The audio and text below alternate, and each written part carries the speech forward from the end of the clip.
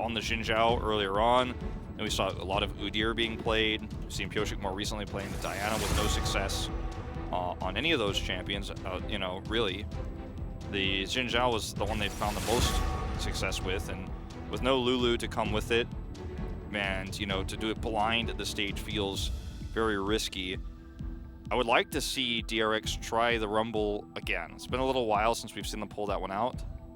So they are on blue side. You know, if it's left available here, I think it worked instead. Yeah, pretty interesting. You know, leaving the set available and giving it over to the side of DRX. I don't think in any world you're getting both Diana and Set if you do go for that. I wouldn't have minded to see, you know, Kalista Set, because then even you raise the question of maybe that Set is going to the bottom side. Maybe you can flex the Set in that case because of the Kalista, and then of course DRX aren't going to pick away your Diana, and if you still really want to pick that up, you can pick a third. Either way, they're going to give it over, and or Ezreal was going to have a really hard time. Struggles into any sort of lethality. Now I like the Leona pickup. It's going to make it a lot tougher for Kalista to actually commit in and do damage, because he'll be able to peel very easily for the Ezreal. And I wonder where the support is going to go here now for Hanwha Life Esports, because Alistair is historically speaking very strong with the Kalista. Gragas is amazing, but you know, that was banned away. The Rakan also a solid option here. Not something you necessarily want to play into Leona. Now take the gap.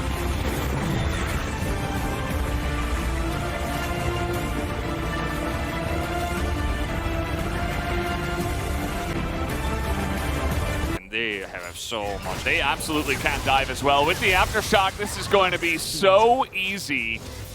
You have Aftershock, and you have so much burst. The health pool, you know, for a Galio, even this early on, just going to be able to tank 2 turret shots. That's no problem. Oh, no. Arthur's here. Oh, God. So I have bad news. I have bad news. This is just not fair. And there's not much that Bao can do. But Aftershock comes in again. Right off cooldown, perfect timing. Arthur gets called to the bottom side, and that is already 2 kills going the way of Hanwha Life here. It's just basically invulnerable. Meanwhile, okay. Solo kill here. I mean, Kingan was trying to do this for about 10 minutes of the top lane in the last series, or the last game, and now he should be the kill as the flash will come in. Of course, no flash for Dudu, who went for Ignite and Teleport. Yep, Hanwha Life will be able to trade a Drake back for this, but this is starting to become a Fed set. Already has, they're not done just yet. Becca's come up here. Okay, looking to turn it on to Dudu. We'll see if Becca can actually help out. The equalizer absolutely will, as it is chaos on top of the Hanwha Life members trying to go for their play. It all comes They get back. Dominated by the set in the Rumble. Yeah, it all comes back to the set. Facebreaker is massive in that exchange. Yes, Kingan dies. For the wall, though. And even without the flash, that Viego will be able to create some room and get some distance.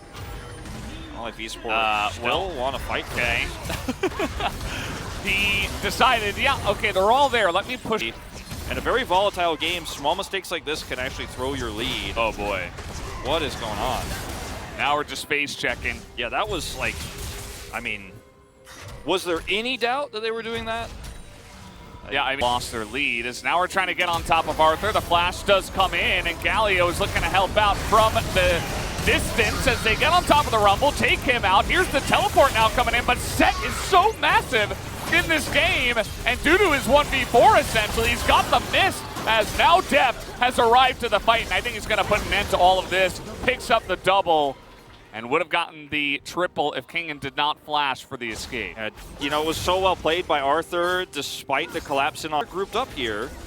Okay, Vista, you can see he has no fear at all because Dudu is right here. Becca's pushing in. The rest of the team is running away.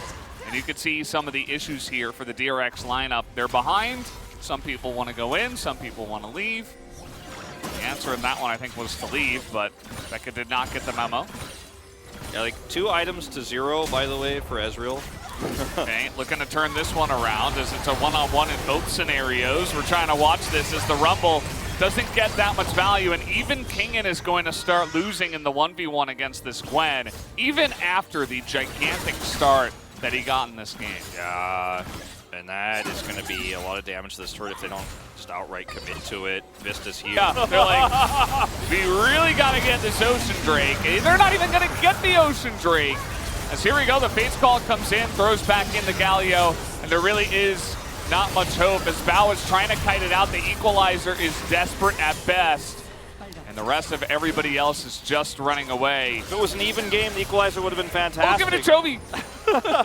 There it is. I think that's the 1,000. It's either 999 or 1,000. I think it was either 7 or 8. Actually onto Kingen on the right side, and now in the front line, the Diana immediately goes down. Solka in the back line trying to make a play on a Deft, but Deft he's really strong. You're not going to be able to do that 1v1, let alone 1v2.